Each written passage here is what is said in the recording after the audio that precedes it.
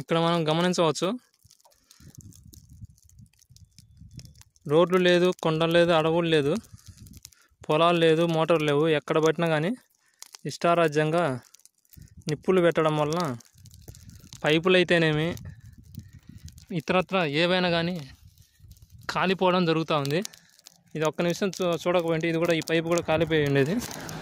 దీన్ని మట్టితో ఆర్పడం వలన అట్లా కొంచెం ఆగింది.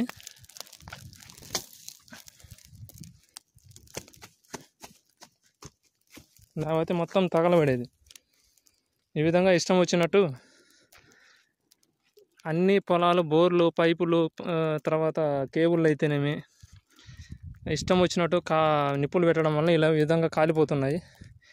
దీనికి సంబంధించి సమాజం ముందు వరుసలో నిప్పు పెట్టడంలో ఆ సమాజానికి నిప్పు పెట్టే ఆచారాన్ని తీసుకొచ్చింది ప్రభుత్వము. ఇది పార్టీలకు సంబంధం లేదు. ఇది చట్టాలు ఆ విధంగా రూపొందించడం జరిగింది.